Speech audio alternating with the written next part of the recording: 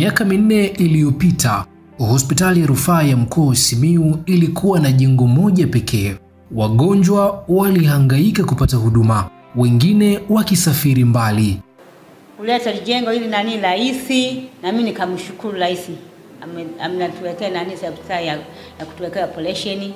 Tulikuwa tunahangaika watu sana. Vinginevyo angekuwa rais nyeumata hivi asema kuna operation tungeenda Uganda. Kwenye miaka 4 ya Rais Dr. Samia Suluhu Hassan, jengo moja likaanza kuzaa jingine na jingine likazaa jingine tena. Leo hii majengo 10 ya kisasa yamesimama. Tulianza na jengo moja kama nilivyosema, lakini sasa hivi ninavyoongea hospitali ina jumla ya majengo 10. Mojawapo ya majengo yaliyoongezeka ni pamoja na jengo la huduma za maabara ambalo halikuwepo hapo mwanzoni, lakini pia tuna jengo la ghorofa moja ambalo kwenye ground floor tuna huduma za mionzi ambapo kuna huduma za CT scan, X-ray, ultrasound. Lakini sambamba na hilo tuliweza kujenga pia jengo kwa ajili ya huduma za uangalizi maalum, yani ICU. Jengo hilo nalo limekamilika na huduma zinaendelea. Watoto njiti sasa hawakimbizwi tena mikoa ya mbali. NICU yenye mashine za kisasa na wauguzi waliobobea imefunguliwa. Pale palipokuwa na kilio, sasa kunasikika sauti za watoto wachanga wakilia kwa afya.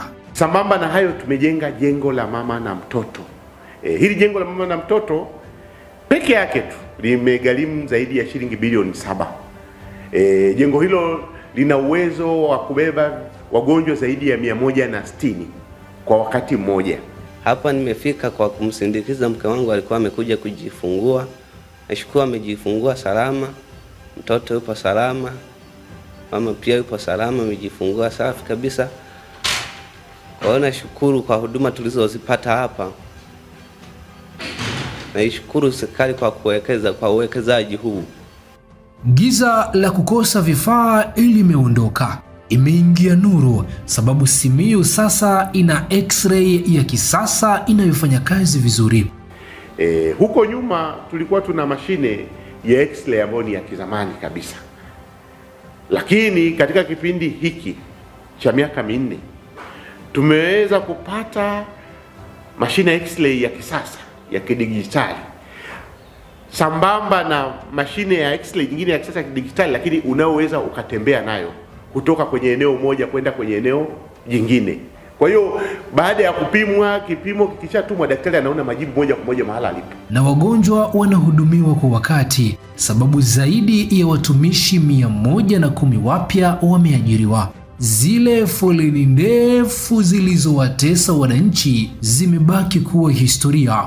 Katika kipindi cha mwaka wa fedha uliopita ambao umeisha mwezi Juni mwaka huu, tumeweza kupokea zaidi ya watumishi wa kada mbalimbali wasiopungua 110. Sio kitu cha kawaida. Huko nyuma tulikuwa tunaweza kupata wafanyakazi 10, 20, 30. Ndio wao walikuwa wanatupandisha polepole. Almost kila mahala paliguswa. Tumeenda sasa, upatikanaji wa wafanyakazi ndani ya hospitali yetu ni zaidi ya 55%. Watumishi wape ambao tuliajiriwa mwezi wa 10 ni sekta nyingi. Wauguzi walikuwepo, manesi walikuwepo, wataalamu wa X-ray walikuwepo, wataalamu wa maabara walikuwepo.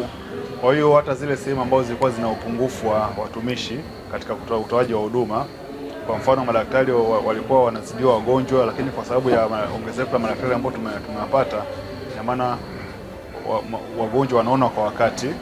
Na kilio kikubwa zaidi hasa katika janga la Uviko 19 ilikuwa ni hewa ya oxygen. Zamani wagonjwa walipoteza maisha kwa kukosa hewa kwa wakati. Leo hospitali inazalisha oksijeni yake yenyewe, ikiwapa nafasi wagonjwa kupumua na kuishi tena. Na kiuhalisia, kwa sababu tulikuwa tunanunua na ilikuwa inatoka mbali, ilikuwa haitoshelezi mahitaji. Kuna kipindi, hasa kipindi cha mlipuko wa ugonjwa wa COVID, kuna wagonjwa wengi walipoteza maisha kwa sababu ilikuwa inajitokeza kwamba wagonjwa wanakuwa wengi na mitungi ya gesi mnao michache. Hospitali yetu sasa hivi tunazalisha tiba hewa yetu wenyewe. Na hii hewa ya oksijeni inayozalishwa sio tu kwamba tunaitumia ndani ya hospitali yetu, tunaitumia katika hospitali yetu, hospitali zote za wilaya, lakini mpaka kwenda kwenye zahanati. Hata waliopoteza viungo kutokana na ajali sasa wanapata matumaini. Kitengo cha mazoezi na viungo bandia kimefunguliwa, kikirejesha sio tu afya bali pia heshima ya maisha, thamani ya maisha, dhima ya kuishi. Kwa mfano tuna kitengo cha mazoezi na viungo bandia. Kwa hiyo wale wagonjwa wetu wote ambao kwa hali yoyote ile, kutokana na ushauri wa madaktari, wanapoonekana kwamba wanahitaji kufanyiwa tiba mazoezi, tunacho hicho kitengo. Hicho kitengo pia kimewezeshwa, kina vifaa vya kisasa, tunao wataalamu. Kwa hiyo hatuhitaji tena kutuma watu kwamba nenda Mwanza Bugando au nenda sijui wapi kwa ajili ya wataalamu wa tiba mazoezi. Tiba mazoezi inapatikana ndani ya hospitali yetu wenyewe. Nimekuja hapa kupata matibabu kwa siku ya leo. Huwa nakuja kufanya mazoezi na kurudi nyumbani Luguru. Na washukuru madaktari jinsi wanavyotuhudumia.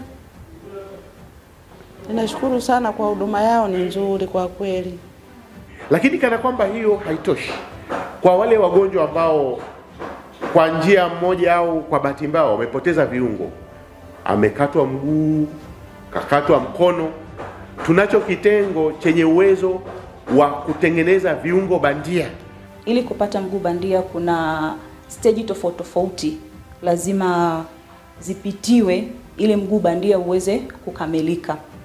Stage ya kwanza ni kuwa na mgonjwa, lakini pia kupata negative cast. Sawa? Na baadaye tutatumia hii oven kuweza kuirojesha ile plastic tuweze kupata positive cast.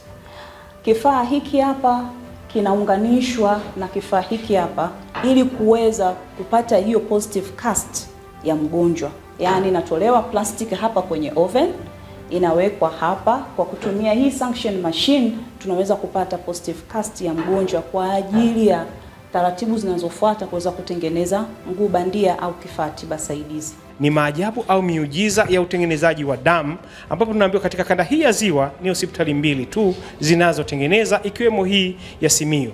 Na tunaye mtaalam ambaye yeye atatueleza kinaga ubaga kwa utuo hatua zinazochukuliwa kuanzia mchakato mzima unaofanyika hadi kupata damu iliyo salama. Kutokea kwenye hii unit moja ya damu tunaweza kupata packed red cells, tunaweza kupata fresh frozen plasma, tunaweza kupata na platelet concentrate au kwa jina maarufu wanaita chembe sahani. Kwanza tutaanza kwa kuipima uzito damu yetu ili tuweze kupata kabla hatujazizungusha inabidi tupate uzito ambao unaendana. Kwa hiyo baada ya kuwa tumeshapima uzito na uzito unafanana, ndipo tunakuja kuzichukua na kuzileta kwenye mashine yetu ambayo ndio kwa ajili ya kutengeneza hayo mazao damu. Tukizitoa ndipo tunakuja kuziseparate, tunazitenganisha kwa kutumia mashine hii hapa. Inaitwa plasma extractor, ambapo hapa tutapata product mbili. Tutapata packed red cells pamoja na fresh frozen plasma. Kwa maana hiyo, hii baada ya kumaliza tutakapoziseparate, packed red cell itaonekana kwa muundo huu. Vifaa tiba vya kisasa vipo pia. Sisi hospitalini kwetu sasa hivi upatikanaji wa dawa na vifaa tiba ni zaidi ya 96%. Na kwa upande wa vitendanishi vya maabara upatikanaji wake ni zaidi ya 95%. Kwa hiyo wagonjwa wetu wakija hospitali wana uhakika wa kuweza kuonana na wataalamu, wana uhakika wa kufanya vipimo vyote vya msingi vinavyohitajika ama maabara ama katika radiology, na wana uhakika wa kuondoka na dawa zote ambazo zitakuwa zimeandikwa na wataalamu wetu. Kwa hiyo ule utaratibu wa zamani kwamba unakuja kutibiwa alafu unaambiwa dawa kachukue sehemu fulani, sasa hivi hakuna. Asante Mama Samia, kwa hatua hizi Simiyu inang'ara. Kwa kweli mambo yaliyofanyika katika hospitali yetu ni makubwa sana, ni mengi sana, Shukrani za kipekee tunaendelea kuzitoa kwa Mheshimiwa Rais kwa uwezeshaji ambao umefanya katika hospitali yetu. Tumeweza kipindi hiki, tutaweza kipindi kijacho.